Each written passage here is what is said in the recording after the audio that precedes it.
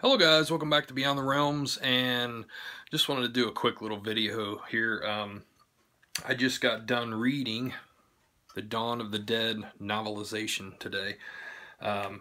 Never have got to read that over the years for some reason, but I saw it pop up on Amazon for $1.99 on the Kindle store. I'm like, hell, I'm going to give it a chance. So today I want to talk about that and the differences between the movie. Just a few here. I don't want to give away everything. But it pretty much follows the movie verbatim. I'm talking like most of the dialogue is exactly the same as it is in the movie. Most of the situations are the same. There are a few little differences here or there.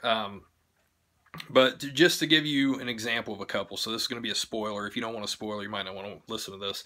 But in the book, Fran has a puppy out of the pet store that's in the mall. And that's more like in the later half of the story. And also, there's a point where it jumps ahead 3 months. That's after, I believe it's right after Roger dies. And, you know, they don't really talk about the timeline in the movie, at least that I can remember at that spot. I don't think they do. But yeah, it jumps ahead like 3 months, and at that point, you know, Fran is showing and everything, so you got that aspect of it. She doesn't show in the movie, and what else is different? Oh yeah, like the bikers, you know, all the bikers have names, which, you know, I know they do in the movie too, but sometimes I don't really say them. Like there's Thor, he's like the leader. Then there's Hatchet, that's the Tom Savini character. Then there's Thor's girlfriend, Chicky. And some of the things with the raiders and the bikers, that's a little bit different.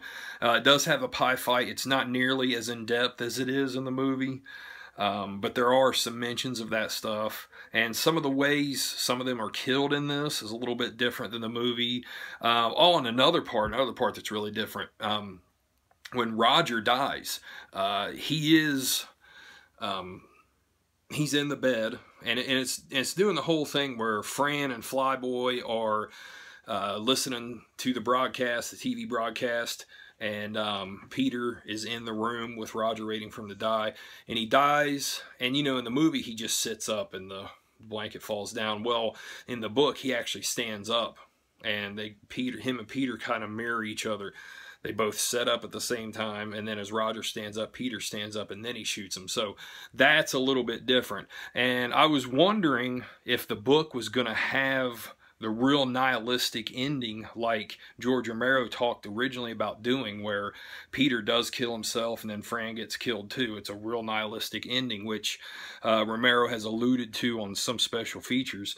And in the book, no, it actually follows the movie the same way. Like, it gets to the point where he sends Fran up to the roof. He's like, I'm done, I'm staying, you know, and that's the point where I was wondering, is it going to change here and be like the original script?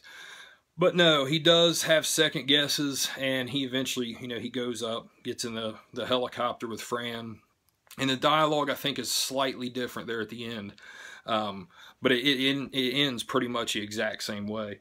But that's not all the differences, guys. I didn't want to do a real long video here, but I just wanted to talk about that because it's really cool, you know, reading the book after seeing the movie for so many years. And I just watched the theatrical version this week, and now I'm going back on the 4-disc box set that Anchor Bay put out, and I'm watching the extended edition of it right now, just because, you know, I think there's, what, 20 minutes put into the movie? Something like that. It's at least 15. It's quite a bit of minutes of footage put back into the movie. So now that I've read the novelization, I want to see if any stuff, the extra stuff that's in the book, shows up in this version of the movie.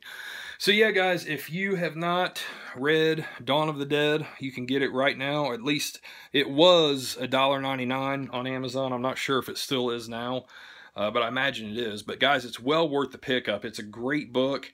You get more into the psyche of the characters, of course, and what they're thinking, which is cool. It doesn't get too far away from the movie at all, but there are times where there's thoughts that, you know, you didn't know in the movie, obviously. So that stuff's cool, and it's a really good read. It's a fast read. It's only like 236 pages, so it's not a long book, but I highly recommend it, guys. I mean, even for those of you out there that only rarely or occasionally read a book, if you're into horror, and especially if you're into Dawn of the Dead, this would be a book to read. This is one that, you know, I think even people that are non-readers would pick up and read this and love it.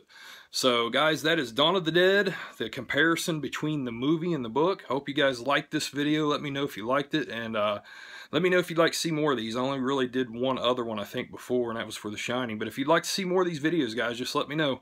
Take care, guys. Later.